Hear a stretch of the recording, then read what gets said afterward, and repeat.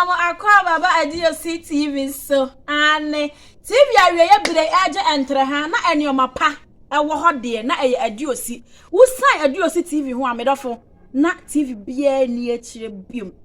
eho ene ye de dwumade ye chenkyere nche medofo mekire dwumade ye ti apakan mu ensem akọ atifi ene atoye ebade age entre ha ana mosomfo wo ahene champion metena eho ede ebremo. Make us like I was subscribe, like, comment, share for more videos. Edini ya onwa hini champion from Adia Efe. And then so my boy epini bema ni monyamfo bema kukodurufo ane eja eje. Metre okomfo. Ena eneme ne no ekwa twetwe enkomo. Me mo ne din ansa esanse eye special. Therefore me mo kwa baba Adio TV so. Yeah, me aba. Mbacho na ho to say. Oh, Januma government bi aboko. Yeah, that trading pokwa mbesa yadom ase. Therefore, mesre ebusa wo ensemfo abaako mienu. Esan say ade no say eye hospital na wo de akọ hospital. Say ya sorry na wo de kọ asori. Ana eye Muslims na wo de akọ. Ena ye bedi honhumu enkomo eho asem. Na ansem baako mienu be kyere me nsroma de fm maadwen. Ne santi ana meje wudi say awieye brain. Wone konfu ajamode wo monsa account na waso ye ewo dwaben na wudi wujuma ne science mabo epinu na mabebusa ensem bi sado ya mete ase na mahwefo nso so Adio TV fo nso ebete ase enti na ene mewa ha. Therefore mesre ebusa udin Mudin de nana ya o mensa konfo ya o mensa amewo asanti dwaben. Okay. Therefore ene sunsumu enkomo kakra na mene wo twetwe na empe bebre no eya na nipa bie ya no aye kakasa bi ase de ye eya sabi obi se enyanya me foforo enka nyame ho mente ase na sabi abosonsom eye nkwase asem bosom nya de pa a whole lot ensem bi kire ma adwen. Therefore mesrew ye ka bosom a dian ene bosom Na me aba me das. Nka no metia ahafo ayo Adio TV nyina onda wo ma metia obi bia. Me nua ba ye ka ade a ye frɛ no bosom ye honhom. Honhom a me fa ne sɛ ebi wɔ nnuam, ebi wɔ homam, ebi wɔ nsuom, ye wɔ no na kuridie, ye wɔ de yakuri, ye wɔ na hodo bebre. De bosom ya ahonhom a dedededa ye man ano nsuom ni nnuam abotem saa nneɛma saa no ne keka bɔ nua ni nyina abosom. Oh, okay. Because nana echere ma adwen san so na mgidi se mahwefo na echere bi mu adwen enti me pese me busa se sie ya yeti we matare se me honhom ewom ana honhom bi wom na menya mu gidi ya bosoma na depende honhom kro akoye bosom no ye din a ye de atoso ama ni nyina so ni mu ye wo mu enchichemu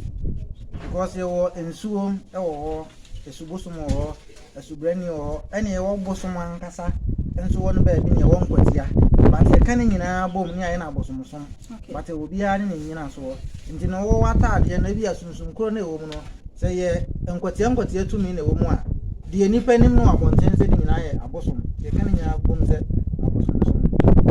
Okay.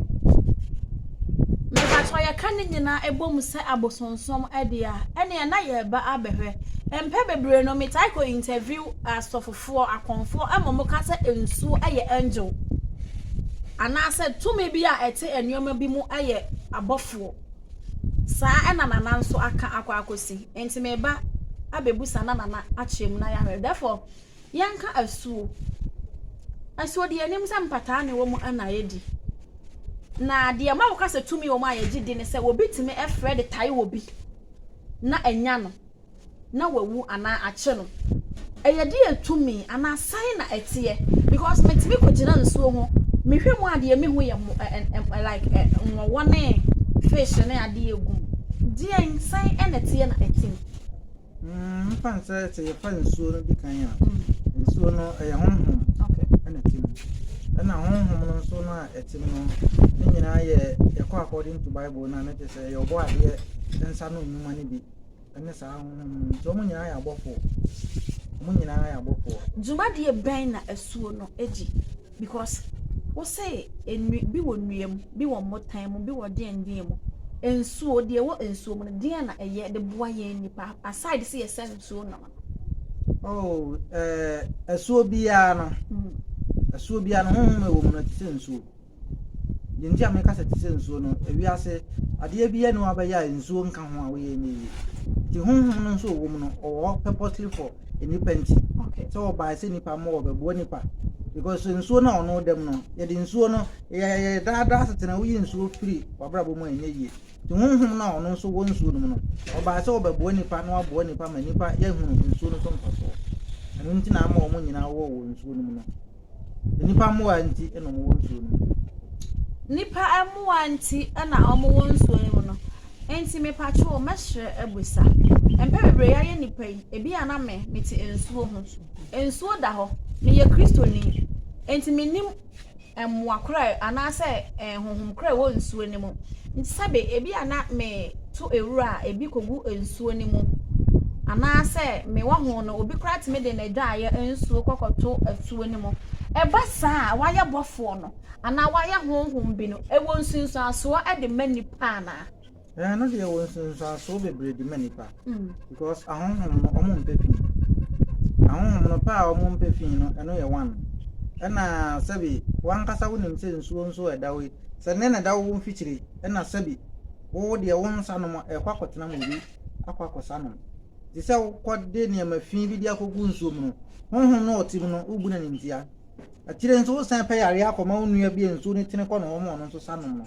di se ya de ne mafi no ewo nsunsu aso ema wankasa wabrabo because se nsuo na anya wo hwekra na akɔ ama obi akosa no makonya yare nipa krote wa obo mpaye esugu de nam nso amena nya yare ebi a won so ne ma na akoto gu nso rum na akɔ fa yare de akɔma no enno nyankopɔn hwɛ ho ekwa so de tua woka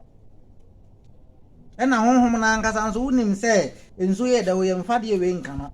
but wo de wo ye kristo ni nti wo so wo de ade ne beka no koso a ne fa ka no ebedru mre bi na ye den a obepeja na basa so ama nso hunu se suo no oda ho no na ho saa kwa ko se nso da ho saa kwa se de Christopher waka se tumi bi anim na ye friend nso de bodua eye djuma obi pemwa okonsu okọ pemwa eye djuma ene nsuo no nso da ho no na ho ma se ye abosomfo nkwa na wo kwanse ekonsu hu Christopher enkramofo ba bia obia timi konsu no ekoka ho ha okọ ama ne e de kire suo no ono nso ye no kwafo so obeboa na obeye because omo ne asase so abofo anyankopon do mba asase so mma na boye nti wo kwati wo mo ahemfa bi na akwa kopemwa dina de wo no ai anya adio city before ye wa asem ne podefo empe bebre no ye yankra no ana days youth bi e wa abonten a omo kodware ensuom